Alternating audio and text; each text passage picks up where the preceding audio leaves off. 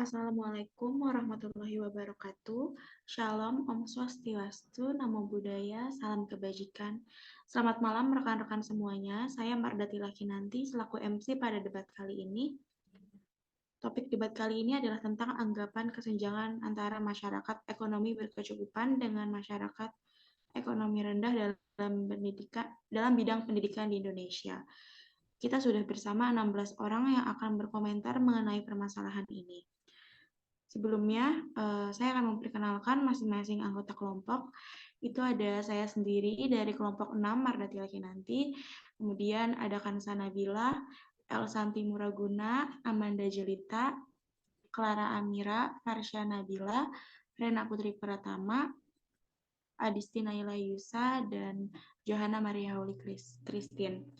Lalu ada kelompok 5 yang beranggotakan Aisyah Tazkira, Fatimah Azahra, Adeline Aisyah Farah, Ami Syakira, Hilwa Ahmad, Amelia Putri Duyanti, Alia Nabila, dan Putri Ayu Deanti. Sebelum kita memulai penyampaian argumen, saya persilakan kepada tiap kelompok untuk memaparkan materinya masing-masing. Oleh karena itu, saya persilakan kepada setiap tim untuk menyampaikan pendapatnya. Silakan kepada pembicara pertama, kepada tim afirmatif untuk memulai menyampaikan pendapatnya mengenai kesenjangan pendidikan antara orang kaya dan orang miskin. Oke, menurut Anda semua, apakah kekayaan merupakan hasil dari kemampuan dan kerja keras semata, ataukah juga terdapat faktor keberuntungan yang berperan dalam kekayaan? Silakan pendapatnya. Menurut pendapat saya percaya bahwa faktor keberuntungan bisa menjadi faktor penting. Tapi dalam jangka panjang, kekayaan hasil dari kemampuan dan kerja keras. Jika seseorang bekerja keras dan berusaha dengan sungguh-sungguh, maka mereka memiliki peluang yang lebih besar untuk mencapai kekayaan tersebut. Saya izin menyampaikan pendapat saya. Saya tidak setuju dengan Amanda. Terdapat banyak faktor eksternal maupun internal yang bisa mempengaruhi seseorang menjadi kaya atau miskin, seperti kesempatan, keturunan, akses ke pendidikan yang baik, dan lingkungan sosial. Banyak juga orang-orang miskin yang tidak memiliki kesempatan yang sama untuk meraih kekayaan seperti orang kaya. Saya izin menambahkan pendapat. Menurut pandangan saya, memang benar salah satu faktor penentu kekayaan adalah dengan bekerja keras agar mendapatkan hasil yang setimpal berupa kekayaan. Namun, jika kita lihat kalau kaya dari hasil bekerja keras, sudah pasti yang kaya adalah petani dengan lahan puluhan hektar.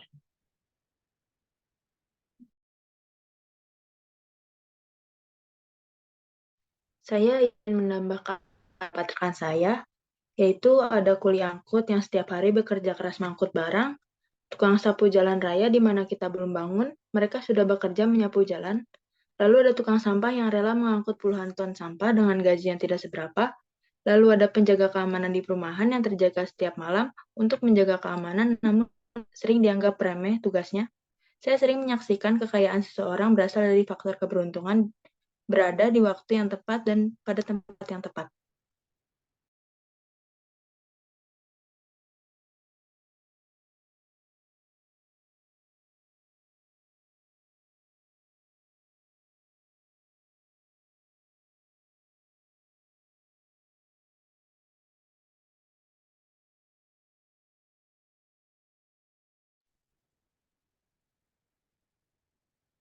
Tidak memiliki privilege bukan berarti harus mengeluh dan meratapinya sepanjang waktu. Adanya privilege bukan sesuatu yang bisa kita pilih dan tentukan sendiri. Jangan menjadi individu yang justru merasa iri dan berkomentar buruk seperti saat dunia maya diramaikan dengan Maudy Ayundai yang diterima di Harvard dan Stanford. Seperti bilang, dia kan kaya dari lahir. Wajarlah kalau bisa sukses. Sebaliknya, jadikan privilege sebagai motivasi untuk maju dan lebih bekerja keras demi kualitas hidup yang lebih baik. Saya izin menambahkan pendapat. Justru pada akhirnya, semua bergantung pada usaha masing-masing. Jika orang tua belum bisa memberikan status sosial ekonomi yang tinggi, maka berusahalah untuk menciptakannya bagi dirimu, bahkan keluargamu sendiri nanti. Selain Bill Gates, juga ada seorang miliarder dari Tiongkok, yaitu Jack Ma, yang pada awalnya hanya seorang guru miskin sekaligus penerjemah bahasa Inggris. Kerja kerasnya lah yang membuat dia bisa memberikan privilege bagi keturunannya. Saya izin menambahkan pendapat saya. Izin menambahkan pendapat. Daripada sibuk menggerutu dan meratapi nasib, lebih baik mengalihkan energi dan tenaga untuk membuat jalan kesuksesan masing-masing. Mencoba keluar dari zona nyaman dan menerapkan pola hidup sederhana adalah beberapa cara untuk meraih kesuksesan. Manusia memang sama, namun tidak bisa dipungkiri bahwa kita memiliki garis start yang berbeda-beda. Bukan soal siapa yang memulai terlebih dahulu, tetapi siapa yang mampu bertahan untuk terus berjuang meraih mimpinya.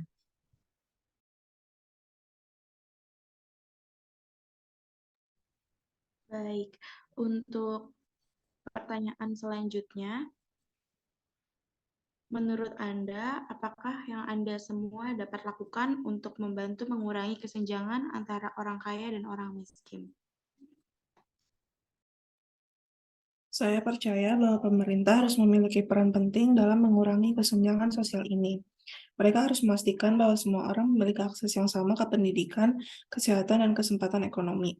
Pemerintah juga harus memastikan bahwa pajak diterapkan secara adil dan bahwa tidak ada yang diberi perlakuan istimewa.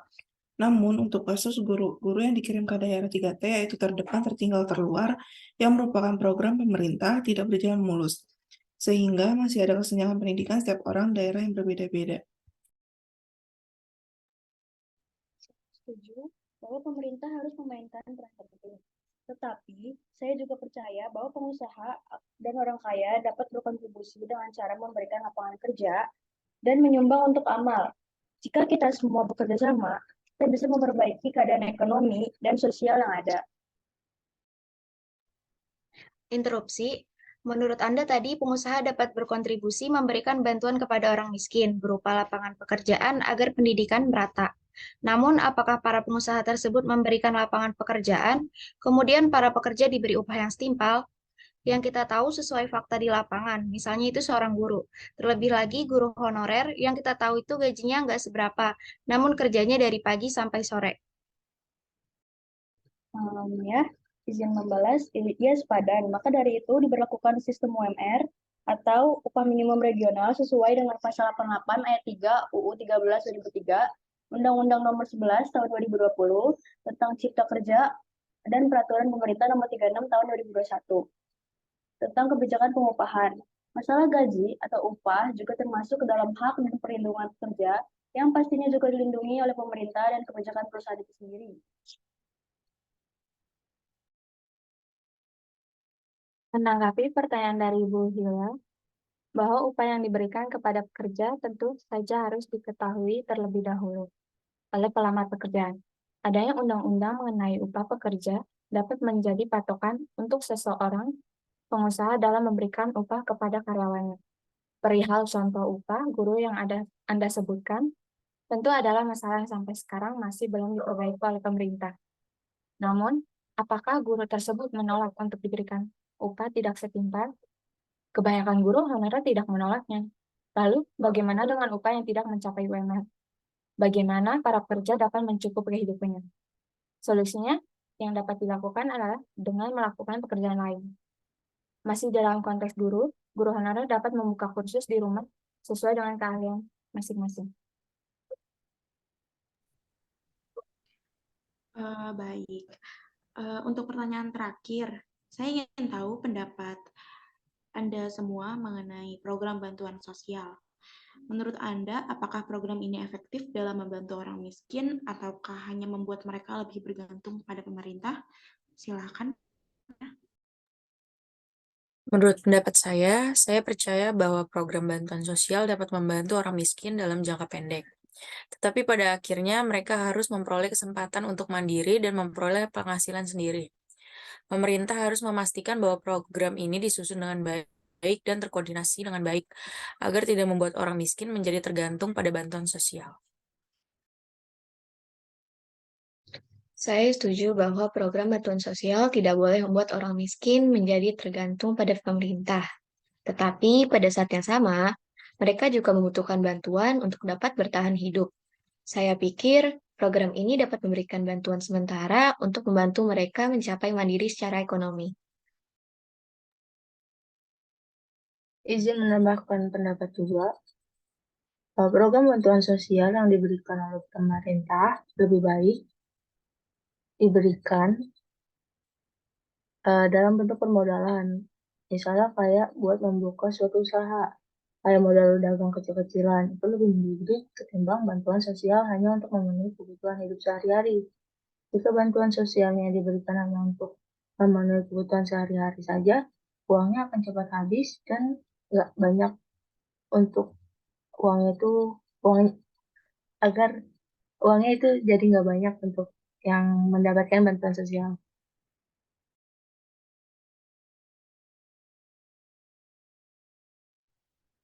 Izin interupsi.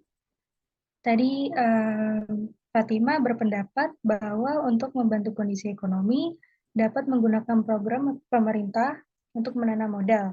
Sedangkan pada saat ini pemerintah sudah menerapkannya dan program kerja tersebut bernama Kredit Usaha Rakyat. Namun, tidak semua program kerja pemerintah dapat berjalan sesuai dengan tujuan, dan adanya program kerja tersebut juga tidak sepenuhnya menjamin untuk merubah nasib seseorang yang miskin lalu menjadi kaya dalam waktu yang cepat. Padahal banyak sekali orang-orang yang sudah mencoba untuk daftar pada kredit usaha rakyat, tetapi tidak menghasilkan pendapatan yang cukup bahkan untuk sehari-hari. Ya, saya izin menyampaikan pendapat. Sebelumnya, betul apa yang dikatakan oleh rekan saya. Bantuan sosial dalam kondisi normal lebih mendidik apabila diberikan dalam bentuk modal usaha, sehingga bisa mengembangkan usaha untuk mandiri. Kalau bantuan sosial diberikan secara langsung dan tunai dalam kondisi normal, dan yang diberi bantuan sosial tidak berbuat sesuatu atau tidak bekerja, melainkan hanya mengandalkan bantuan sosial, itu akan menimbulkan sikap malas, tidak mau berusaha, dan hanya mengandalkan bantuan atau belas kasihan saja.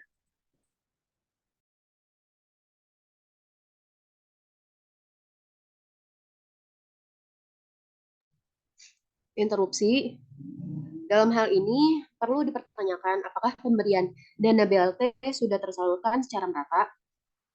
Pada kenyataannya, terdapat segelintir orang yang mencari celah atau kesempatan untuk mendapatkan bantuan tersebut. Terlebih saat ini keadaan sudah mulai berjalan normal. Seharusnya pemberian dana BLT dibatasi dan juga perlu diikuti dengan ketepatan data penerima bantuan serta perbaikan mekanisme dan kelembagaan dalam penyalurannya. Sehingga dana BLT tidak salah sasaran dan diterima oleh seluruh rakyat yang semestinya mendapatkannya. Ini belajar dari pengalaman penyaluran bantuan sosial selama ini yang belum terdistribusi secara merata khususnya bagi masyarakat yang justru membutuhkan. Oleh karena itu, koordinasi untuk validitas data sampai dengan level kecamatan perlu dilakukan baik di tingkat pusat maupun di tingkat daerah agar tujuan BLT untuk menjaga daya beli masyarakat bisa tercapai. Oke. Terima kasih kepada kelompok 5 dan 6 atas pendapat dan argumen yang telah disampaikan. Sekarang saatnya bagi kita untuk menutup acara debat malam ini. Ingatlah bahwa kita semua berada dalam satu masyarakat yang sama dan bahwa kita harus bekerja sama untuk mencapai kesejahteraan yang lebih baik bagi semua orang. Terima kasih dan sampai jumpa pada kesempatan berikutnya.